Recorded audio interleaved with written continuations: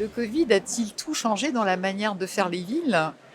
Beaucoup de prophètes autoproclamés ont annoncé que les villes denses, c'était fini, que les habitants allaient quitter les villes pour la campagne, ont annoncé un certain nombre de prévisions qui se sont révélées la plupart du temps fausses.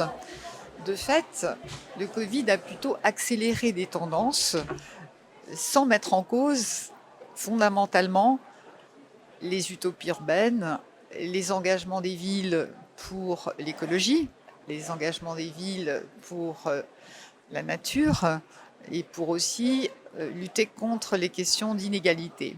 Mais nous allons aller plus loin à partir du regard de deux personnes qui peuvent nous dire des choses passionnantes à cet égard. Nous allons commencer avec Aziza Akmouche, qui est chef de la division Ville, politiques urbaines et développement durable à l'OCDE pour un regard mondial sur le sujet. Qu'avez-vous pu observer à l'OCDE? Absolument, Ariella. Alors, on a regardé ce qui se passait dans une centaine de villes des 38 pays de l'OCDE, la façon dont ces villes avaient répondu à la crise sanitaire à court et à long terme, et on confirme effectivement que beaucoup nous rapportent que la crise sanitaire a été un amplificateur, un accélérateur de tendance et qu'elle a mis la loupe finalement sur des problèmes structurels qui existaient depuis longtemps déjà dans nos villes et notamment les très grandes agglomérations en matière de productivité, en matière d'inégalité, en matière environnementale, de soutenabilité environnementale, d'insécurité et ainsi de suite, mais que finalement elle voyait aussi un momentum qui rendait beaucoup des réponses à ces problèmes socialement et politiquement beaucoup plus acceptables qu'elles ne l'étaient par le passé. Et on a notamment trois grands chantiers où on sait qu'il n'y aura pas de retour à la normale: le numérique et le potentiel du télétravail et des innovations numériques et technologiques au sens large pour optimiser les services urbains, réduire la pression sur les services publics et faire en sorte que l'on vive dans la ville parce qu'on le souhaite et non pas parce qu'on y est contraint. Donc la ville choisie et non subie. Les questions d'accessibilité avec un retour vers les circuits courts, la proximité où on construit, reconstruit les villes autour de l'usager citoyen plutôt que de continuer à chercher à les faire systématiquement se déplacer d'un point A à un point B. Et enfin, la resynchronisation sociale de nos modes de vie, la façon dont on repense notre rapport au temps pour ne plus faire la même chose tous au même endroit, au même moment, et pour penser les infrastructures aussi vers plus de multifonctionnalité.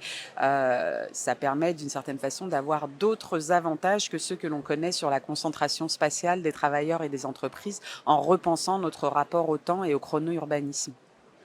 Philippe Claus, vous êtes bourgmestre de Bruxelles, donc maire de Bruxelles. Vous avez monté votre campagne en 2018 sur la ville tout 10 minutes à pied, ce qui prend un sens particulier aujourd'hui avec le Covid qui a mis au bout du jour la proximité, mais vous avez aussi chez vous la Commission européenne qui va réduire de moitié sa présence dans les bureaux, ce qui va amener des changements significatifs. Quelles leçons tirez-vous à Bruxelles de cette période Covid qui n'est pas achevée? C'est vrai que ça a été un accélérateur, comme vient de le dire Aziza Akmouche. C'est vrai que des choses qu'on avait envie de tester, on se demandait ce qu'elles allaient devenir, sont devenues une réalité. Alors, le télétravail va entraîner cela, mais surtout, moi, je veux y voir des opportunités. Et je pense que ça doit reposer sur deux piliers importants, que sont le partage et la convertibilité des lieux. Le partage, ça va être le partage de l'espace public, le partage de ces bâtiments, la façon dont on va utiliser des équipements collectifs qui vont pouvoir être selon, comme la formule consacrée, le chrono-urbanisme, selon le temps où on les utilise par d'autres utilisateurs.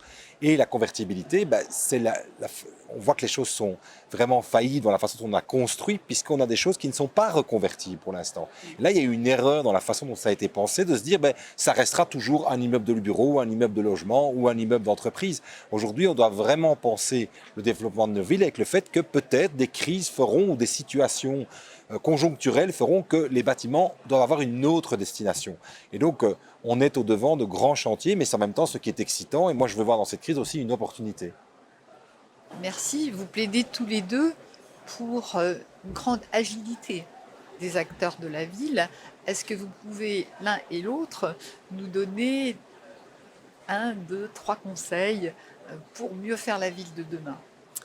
Alors, je crois qu'on a vu avec cette forme accélérée d'acupuncture urbaine, ce qu'on a appelé l'urbanisme tactique aussi, la capacité à prendre des décisions et à mettre en place des solutions de façon très fluide, très agile, sans nécessairement avoir à entrer dans des schémas de planification trop lourds, trop coûteux ou à long terme. Mais on a aussi vu qu'on a besoin, pour pérenniser ces infrastructures, de garder des schémas de planification qui sont aussi des enjeux de redevabilité, de légitimité, de consultation qui va avec.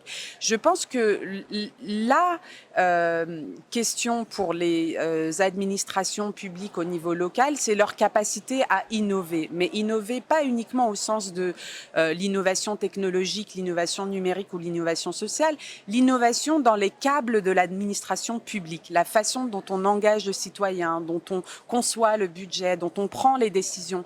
Et on constate effectivement de plus en plus de villes qui aujourd'hui ont cette vision interne de l'innovation qui est véritablement le vecteur de changement aussi à l'externe si elles arrivent à désiloter leurs administrations et à le faire dans cette responsabilité en partage avec les citoyens.